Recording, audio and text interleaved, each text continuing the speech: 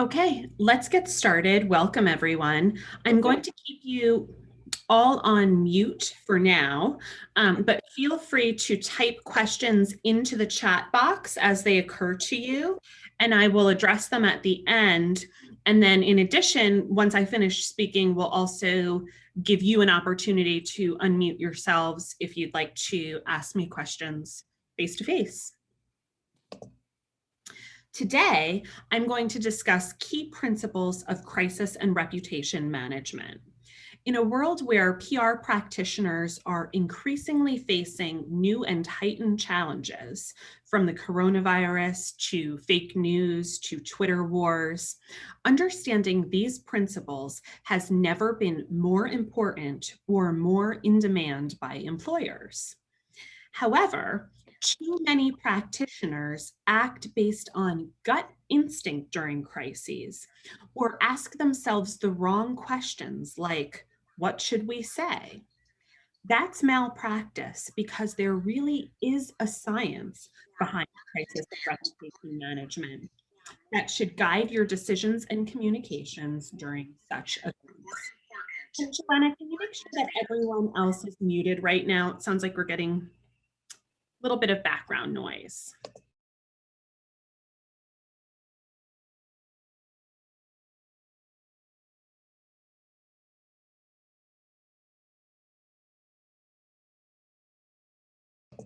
Okay, looks like I was muted. Sorry about that. I'm going to share some of these key principles with you today, and then let you know how you can learn more. I'll start by telling you a little bit about myself. I'm a former Treasury spokesperson in President Obama's administration and a former head of communications at the United Nations. Today, I teach public relations at Hofstra University and coordinate our new online graduate program in public relations, which I'll tell you about later. I'm also author of the book Pitch, Tweet, or Engage on the Street, which explains how to adapt PR strategies for different countries and cultures. The second edition of the book, which has just been published, has a new section on global crisis management. I also consult and write about global and international PR. You may have seen some of the opinion columns I have written for CNN and Bloomberg. My Twitter handle is @Alaimo. Now, let's get down to crisis principles.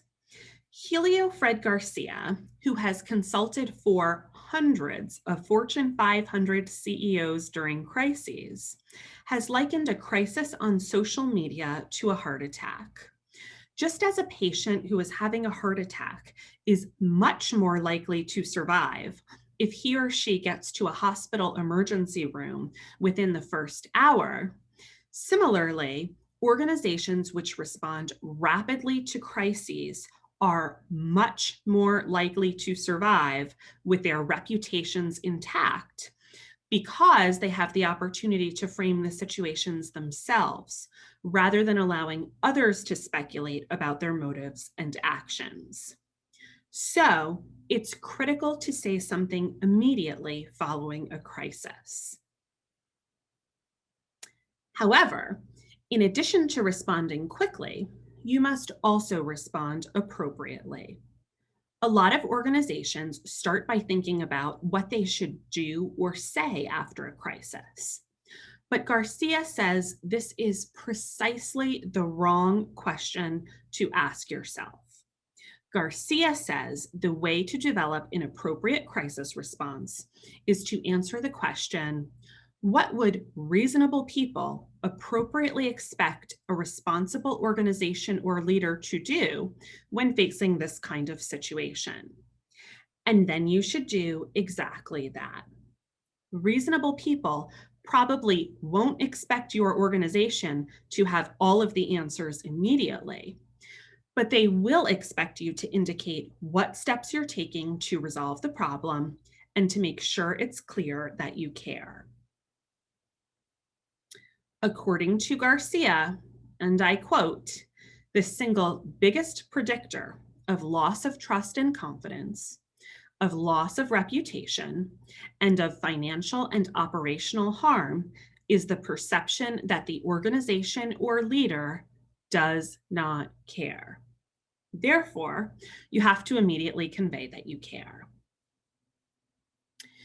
The reason why many practitioners do not respond immediately is because they are still gathering facts and figuring out whether they are to blame for a situation.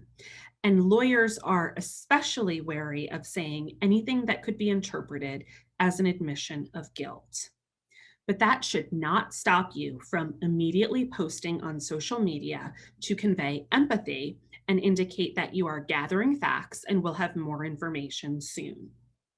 Garcia warns that silence is interpreted as indifference or guilt. So not saying anything is the absolute worst thing you can do. If you need ideas on what you can immediately say after a crisis, Garcia offers 5 things you can communicate without increasing the risk of litigation. You can acknowledge what happened, express empathy, explain your values, outline your approach, and explain your commitment. I like to start my crisis messages with a values statement before saying what my organization is doing. For example, let's say that you represent a restaurant and people have experienced food poisoning after eating there. You'd initially say something like, "Nothing is more important to us than the health of our customers." What's great about starting this way is that it not only gives an opportunity to emphasize that you care, but it also directly answers what people might fear or even say about you after hearing about such an event. Then you'd say what you're doing in the next sentence. So your action statement in the golden hour might be something like, "We're investigating reports of illness by customers who ate at our Hempstead location, and we'll have more information soon." But then as quickly as possible, you'd get more specific, and your action statement would be something like, "We've determined that we received a contaminated batch of beef that caused several customers to fall ill. We are no longer using this meat. Our facility has been thoroughly disinfected, and we're working with our suppliers to make sure this doesn't happen again. We're also providing medical assistance to the customers who were affected. Our restaurant has reopened and our food is safe to eat." You might even show a video of the chief executive eating there to really make the point. A big tenet of reputation management is to never let a good crisis go to waste. Garcia is fond of reminding clients that the ancient Greek roots of the English word crisis refer to the moment in a tragedy when the protagonist makes a choice that determines his or her destiny. The same is true for companies. Effectively managing crises can actually make a company stronger. In fact, the researchers Rory Knight and Deborah Petty have found that the stock prices of companies that handle crises well actually increase. How do you turn a crisis into an opportunity? My personal advice is to add a 0. I borrowed the phrase from Tim Geithner, the former US Treasury Secretary, when I was a Treasury spokesperson in the Obama administration. At the time, Europe was experiencing a major debt crisis, and when European finance ministers proposed to create an emergency fund with a certain amount of money to address the problem, he told them they needed to add a 0 to their number. This is because the way to solve a financial crisis is to restore people's confidence, and only a big emergency fund could do that. The same principle applies to handling other crises. The way to restore confidence in an organization is to go above and beyond to make people happy and prove that you aren't defined by your worst moments. So, adding a 0, or in other words, Overreacting and doing more than you need to do to make amends to those who you have wronged demonstrates that you take the situation seriously, that you feel badly about what happened, and that you're trying hard to make things right. This is critical because it helps repair your reputation. And nothing is more important to an organization than its reputation. According to research by the global public relations firm Weber Shandwick, 63% of a company's market value is attributable to its reputation. Therefore, during a crisis, an organization's top priority should be protecting its reputation at nearly any cost, even if doing so is extremely difficult, painful, and/or costly. So, if you have to recall a product that doesn't work, in addition to fixing the product, you might also send customers who were affected another product for free. Done right, adding a zero doesn't just resolve a crisis, but it actually generates positive press and social media hits. And that's the best way to practice crisis and reputation management. Now let's discuss the crisis we all find ourselves in today, a global pandemic. When it comes to communicating about the coronavirus, consider three things. First, when people are stressed, research finds that they process information 4 grade levels below their levels of education, can typically understand no more than 3 messages at a time, and focus on what they hear first and last. So, it's critical for organizations to share clear and simple messages when customers or staffers are worried about their health. Second, this is obviously a situation with high levels of uncertainty. Often when organizations don't have answers, they screw up their crisis responses. For example, by staying silent because they don't know what to say, which is a disastrous strategy. As we have already discussed, the question for a company to ask itself during a problem is, what would reasonable people reasonably expect an organization in such circumstances to do? For example, if a staffer who has been in close contact with other employees or stakeholders is suspected of having the coronavirus, reasonable people wouldn't expect their employer to immediately have all the answers. But they would expect the company to honestly and openly share information about risks as they become aware of them and keep people updated. So that's how they should respond. Finally, where organizations tend to get extra negative attention and cause real problems or even panic is when their messages contradict those of other sources. So, if an employee who has been working in person with colleagues is diagnosed with the virus, for example, it's critical to coordinate with the CDC and local health authorities, who will also be answering questions about the episode to make sure everyone is saying the same thing. Now, of course, this is only the beginning. As I said, a host of new and heightened challenges have emerged in just the past few years, including a global pandemic, fake news, Twitter attacks, culture wars, filter bubbles, hackings, the expectation that businesses should articulate political stances, and employee and endorser backlash for such stances. Now more than ever, organizations need PR practitioners with deep expertise in crisis and reputation management who know how to respond to these challenges and to the next ones to emerge. That's why I'm coordinating a new online graduate program here at Hofstra University in New York.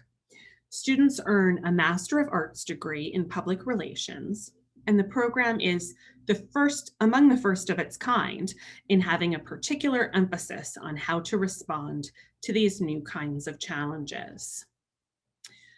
So if you're interested in our graduate program, students have the option to choose from the online program or our ongoing weeknight Master of Arts program, which offers in-person classes at 4:30 and 6:30 p.m. Our online program was specifically designed for working professionals. So there are no particular times when students must be online. They must just submit work before their deadlines. And students take one class at a time, which keeps things manageable, but still complete the degree in 2 years. If you're interested in learning more about the program, please drop me an email. So I've included on the screen both my email address and also the email address of the weeknight program director. And at this point, Joanna, if you don't mind unmuting folks, if you're not speaking, please keep yourself muted, but otherwise I'd be happy to answer questions if you'd like to speak up or if you'd like to type them in the chat box. But happy to answer any questions you have about crisis and reputation management generally and or our new graduate program.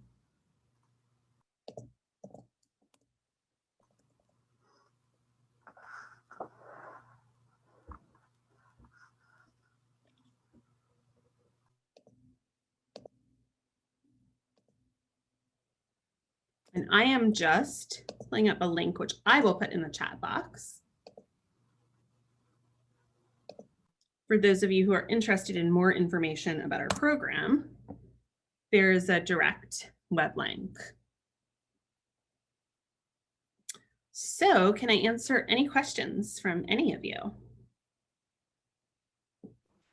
The chat is still disabled. You can unmute yourself now. Joanna, are you able to make sure that the chat is enabled? The chat is enabled. Okay, wonderful. For the person who was trying to chat, would you like to ask me your question? Yes, that was me. Sorry. So this is more of a personal question, but I was just wondering what you did, because I know you mentioned that you worked under the Obama administration. So I was just curious what you did as far as that goes. So I was spokesperson for international affairs in the Treasury Department. And so my portfolio was global economic diplomacy. And as I alluded to the European example, but I spent a large part of my time trying to communicate the fact that our partners in Europe needed to get their economy under control, basically so that it didn't take down the US economy with it. But I also did a lot of messaging around how the US could help rebuild the economies of the Middle East after the Arab Spring, development, so all of our aid to other countries and work with the World Bank, which is one of the world's premier development institutions. While I was in that position, President Obama also nominated a new president of the World Bank, Jim Kim. And so I flew around the world with Jim and built support for his candidacy. And he was eventually elected to be the World Bank president.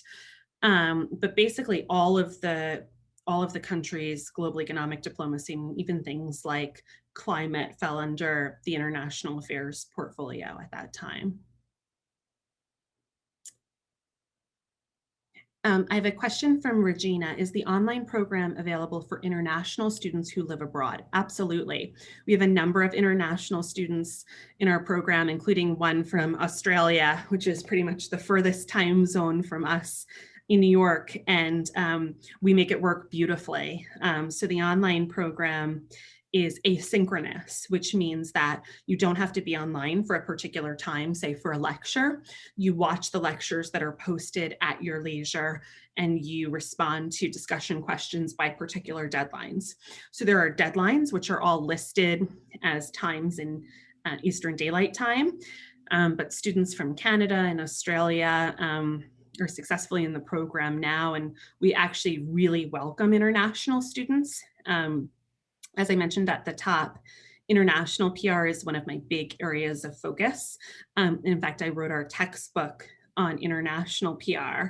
And so there's a a really phenomenal course in our program on international PR, if I may say so myself. That's a class that a lot of other programs don't have.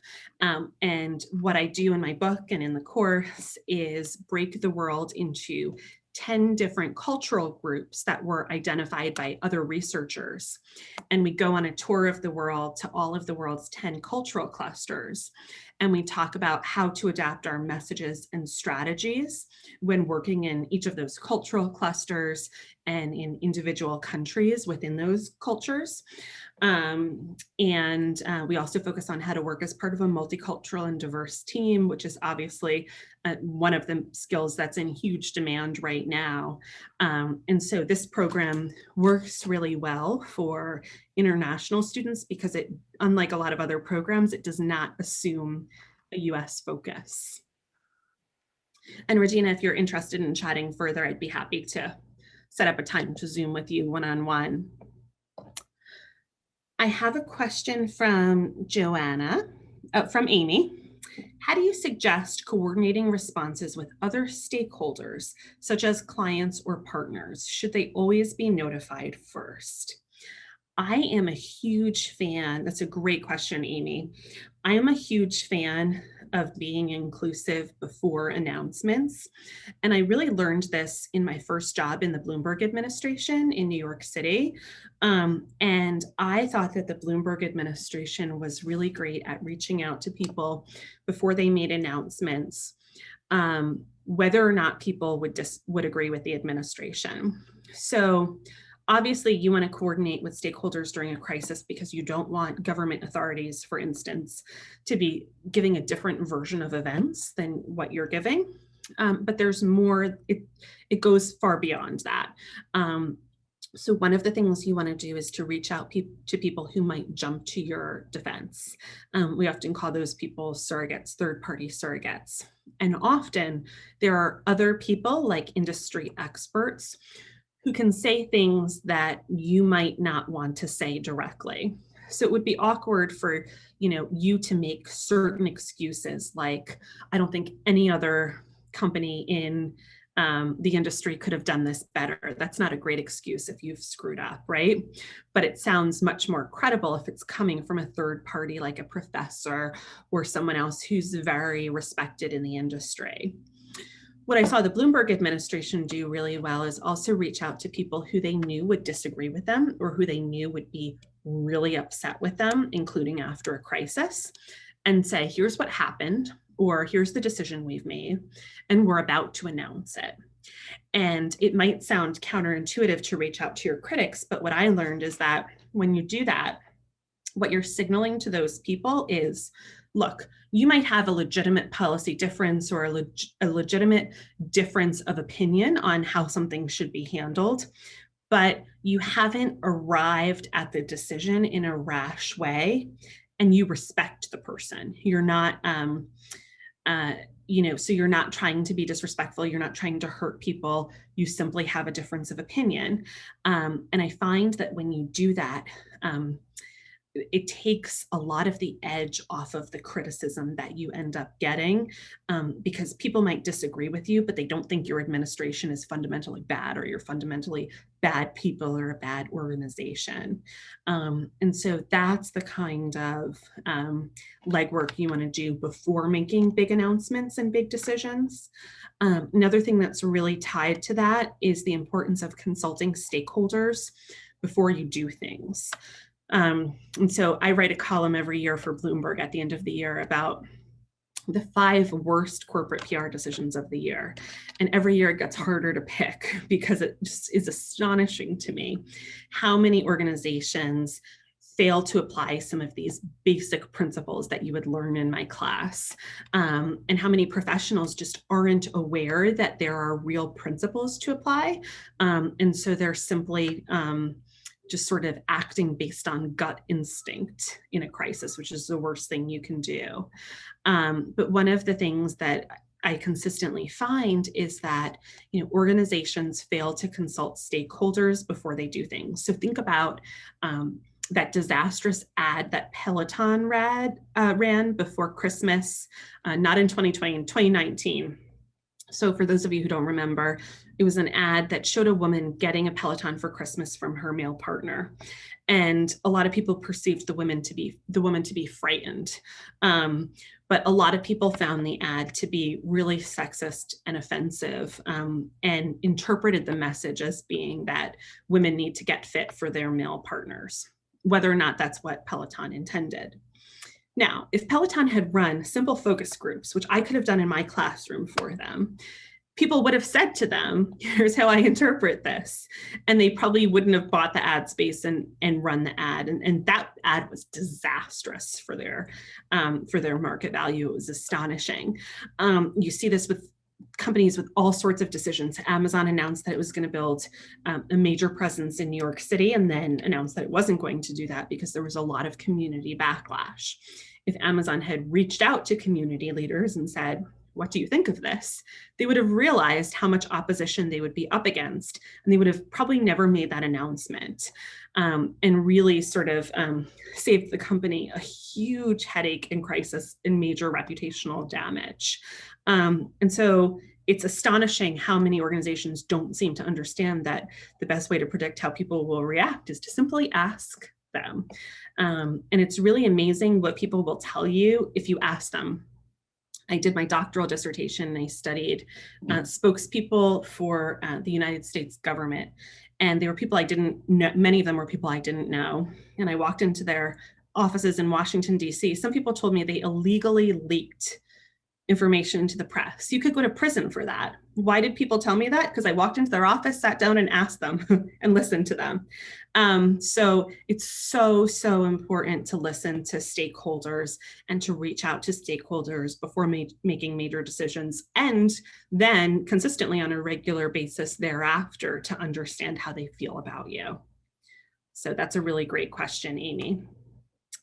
Okay, I'm loading new messages.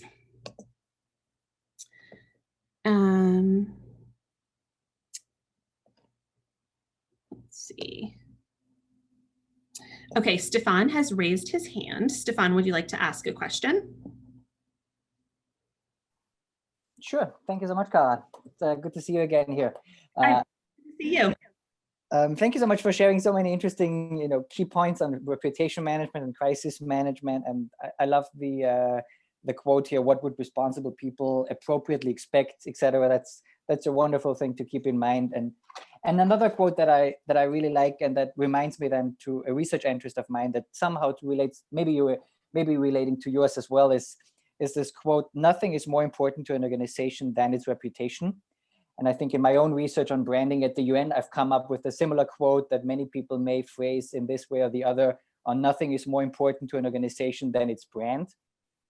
And so this seems to be, that speaks a lot to what my research interest is. And I'm curious how your thinking on reputation management may relate to branding, brand management, and to what extent that is maybe reflected in this particular degree program or the textbook that you mentioned. Just trying to see how those two go together in your thinking, the branding part and the reputation management. Yeah. Thank you. In many ways, it's a good question. In many ways, thinking about your brand and thinking about your reputation ends up becoming the same thing. A brand is ultimately your company's identity. I mean, one of the things I think we do a great job of in this online program is not being focused exclusively on companies, but this program prepares you whether you want to go work in PR for a company, for a government, for a nonprofit organization, for a politician.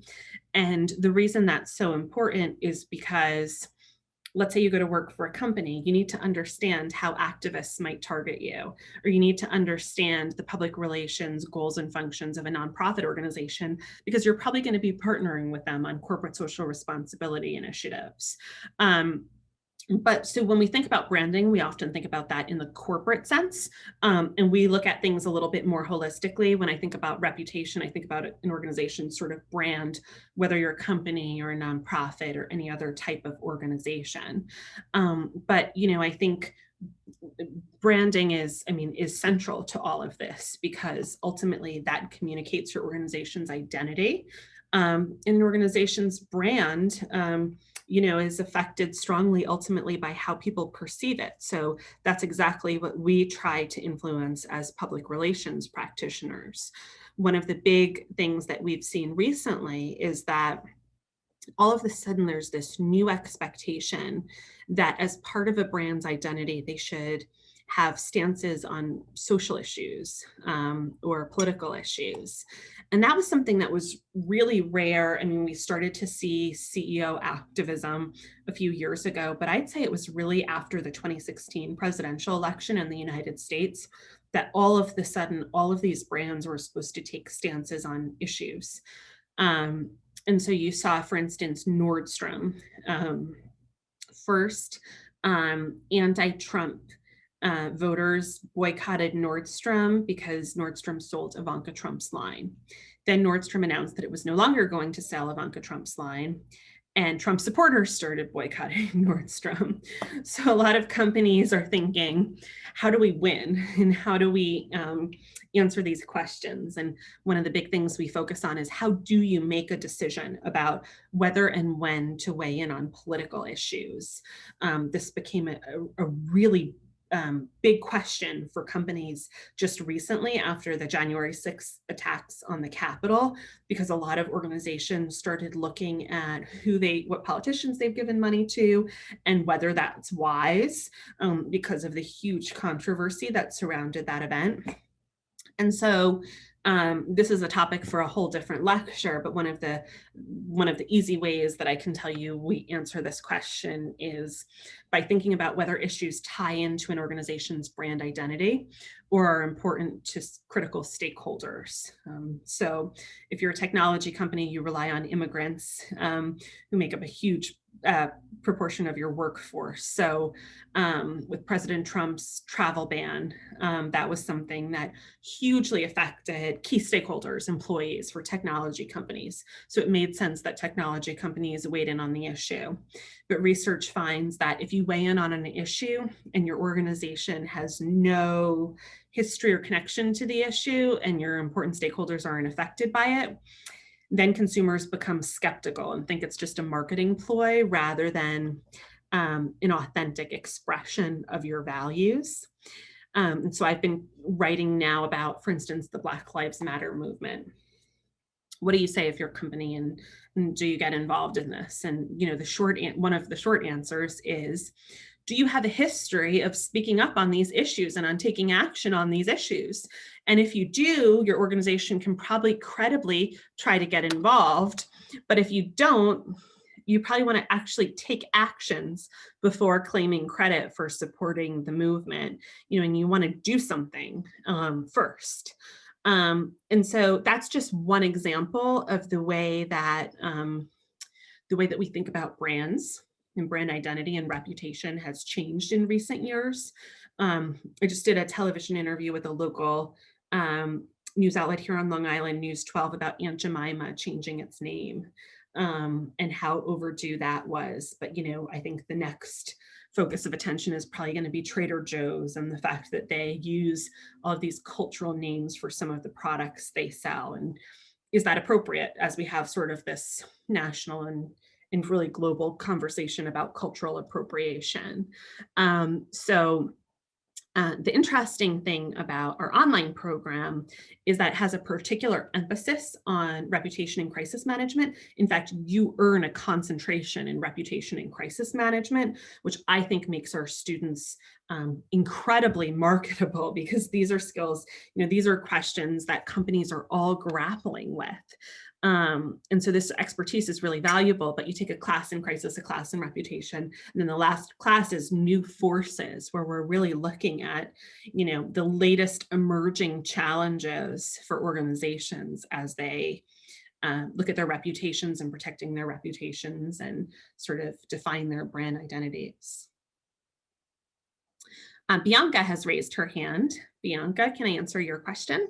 Yeah, well, one, that was just a really interesting point that you make. I always think about how brands and organizations sort of choose to, or take their own ethics or personal morals into consideration when choosing to address or speak on different political or social issues. So definitely a really interesting point. My question was more, I guess, clerical. I was kind of wondering about the structure of and timeline of the weeknight program versus the online program.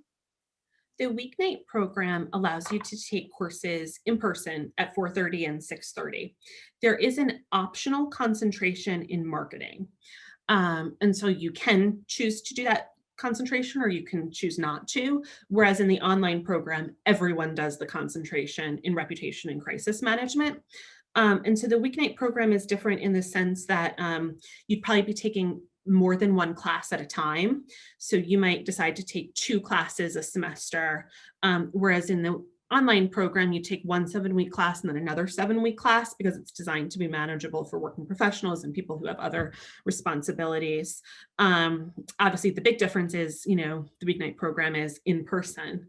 And the weeknight program, students go through it sort of at their own pace. There's a variety of different classes you can choose from and ways that you can map out your courses. Whereas with the online program, we're bringing together one cohort and trying to build a network as that cohort. So everyone takes the same classes one after another. And we work really hard in the online program to help you build a network of other PR professionals around the world who are also in that program. So those, I guess, are the main differences. Regardless of whether you do the weeknight or the online program, you will get a Master of Arts in Public Relations. So you'll take the full range of classes that you need in order to understand how to practice PR, right? So in the weeknight program, you take just 1 rather than 3 classes in crisis and reputation. But in both programs, you'll take a class in international PR, in business essentials, and communication technology, all of the things you need to know to be an effective public relations professional. Bianca, any other question about the distinction between the 2 programs? No, I think that makes sense. Thank you so much for clarifying. Okay. Chip wrote a question in the chat, which is, do you reach out to business continuity planners to include appropriate messaging as part of their plans? So I assume Chip is referring to internal staffers who are responsible for business continuity during a crisis. And I'd say one of the things that I can't emphasize enough is the importance of planning how you will work together internally during a crisis before a crisis happens. And one example that I think back on a lot is when I worked in the Bloomberg administration, one of my roles was a spokesperson for the Department of Small Business Services, which supported New York City's small businesses. And while I was in that role, there was a steam pipe explosion. So literally part of a sidewalk blew up part of a city street. And I needed to communicate to the press how the Bloomberg administration, how the city was going to help the small businesses on that street who were affected by this explosion. And some of my colleagues at the Department of Small Business Services thought that we should give grants, give cash to businesses who were affected. And a different sort of contingent of my colleagues thought that that was not the proper role of government. And I remember really beating myself up because the appropriate time to answer philosophical questions about what our appropriate role is in supporting small businesses during a crisis was before the crisis happened, not while I have reporters on the other line, right? And so it's really, really important that anyone who's going to be part of a crisis response is involved in crisis planning in your organization from the get-go, and that you work out these differences and actually receive approval on responses long before a crisis actually happens. And so one of the ways we start the crisis class is by forecasting all of the kinds of crises that could befall an organization. And in particular, we talk about something called black swans. So black swans are something that has never happened before, but could happen in the future. And those are all the things that organizations typically forget to think about and to forecast. Nassim Nicholas Taleb, who coined this phrase black swans, talked about how, before 9/11, no one had flown a plane into a building. So there wasn't that preparation by airlines and other organizations for the fact that it might reasonably happen in the future. And recently, one of my students just came up with this phenomenal example. Her client was a toy manufacturer. And she said, well, what happens if people start using 3D printers to replicate our toys and sell them at lower price? If you keep up with technology, you know that 3D printing is a real thing. 3D printers can reproduce famous works of art with sort of an astonishing degree of similarity. And so these are the kinds of things we think about. Obviously, we need to think about crises that have happened to this organization and in the industry before, but we also forecast things that have never happened before but could happen in the future. For all of those things, we come up with internal consensus on how we're going to respond in advance, so that then you are positioned to respond in the golden hour. And that's really the trick to all of this, because most organizations don't manage to respond in the golden hour because they can't get internal sign-off on their messages. And in fact, Fred Garcia, who I've been quoting in my lecture, once told me that for a lot of his clients, he knows going in, because he's worked with these clients for so long, that they won't manage to sign off on a response in the golden hour.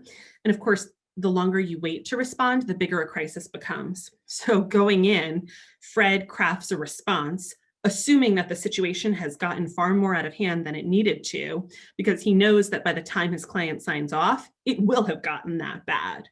And that's really unfortunate, because on the client side, it's malpractice, right? Things could be done differently and better. And that's really what we focus on in our courses. Okay, from Amy. I'm also wondering about how to deal with very difficult questions from journalists. What's the best way to approach this? How do you tell the truth, but not necessarily the whole truth? So I would argue, actually, this is one of the biggest misperceptions about what we do. I believe you do want to tell the whole truth from the get-go.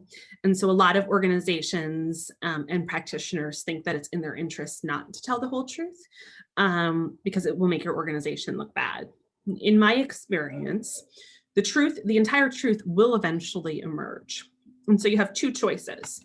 You can tell the whole truth up front, and then you get some bad publicity, but a week later and a month later, reporters have nothing left to report on and investigate because you've told the whole truth. Or you can try to hold back some of the facts, and then reporters will keep this issue in the headlines. And rather than getting one news cycle of bad publicity, you could get years of bad publicity. And not only that, but by withholding some information, you're ultimately punished and see huge reputational damage, not just for the initial crisis, but because people don't trust you because you weren't initially forthcoming. And so the smartest thing you can do during a crisis is to tell reporters everything, answer every question, disclose everything. You're going to get bad publicity. That is a fact. But then once it's over, people move on. And what you see is organizations like Volkswagen or General Motors have literally years and years of damaging headlines and media coverage. Why? Because they didn't just come out and say everything up front. So this is why sometimes you'll see savvy politicians hold like a 3-hour news conference. The reason is answer every question, and then people are going to be forced to move on because you've just said everything and disclosed everything. And I think you do ultimately gain points for being transparent and forthcoming. So that's really one of the big things we focus on in this program. All right, I'm going back to the chat. I believe I have answered the questions of everyone in the chat. Is there anyone here who would like to, feel free to just unmute yourself and ask me a question directly if you'd like, or feel free to type in the chat box if there's anything else you'd like to ask me. Just making sure I haven't missed anything.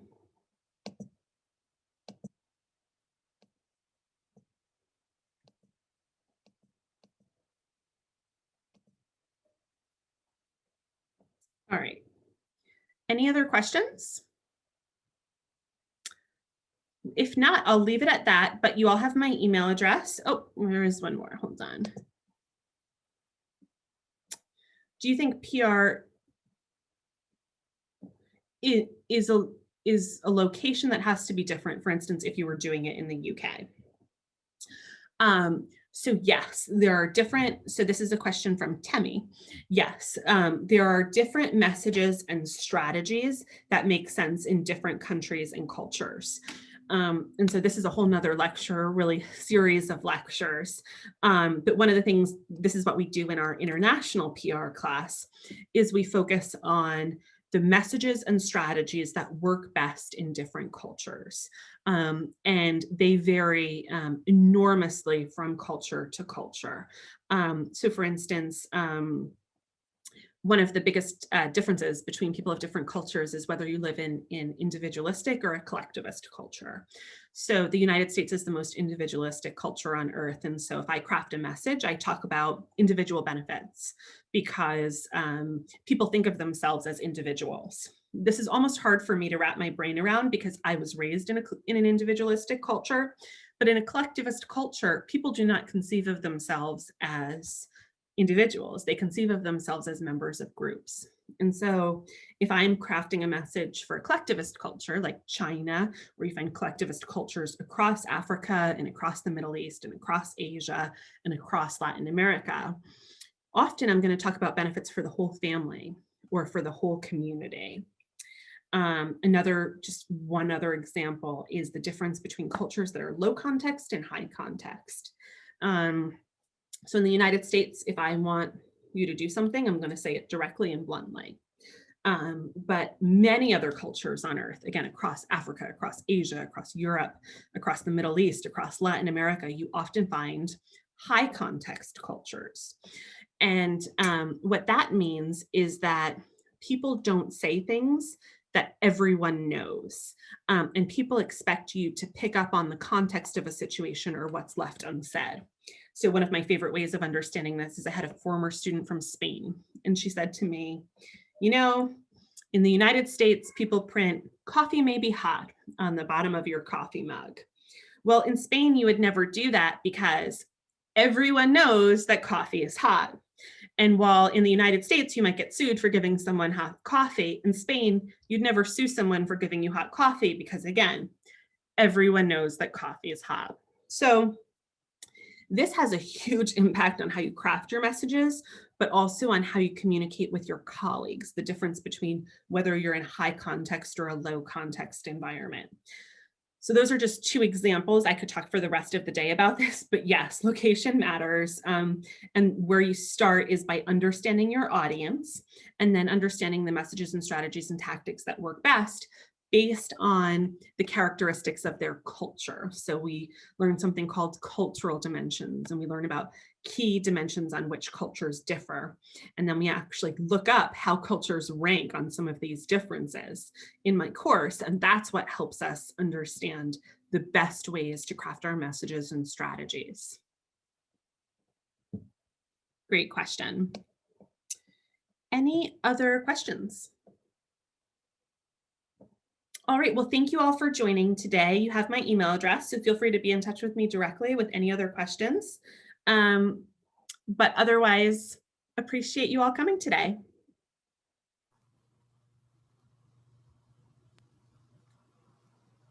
Thank you, Kara.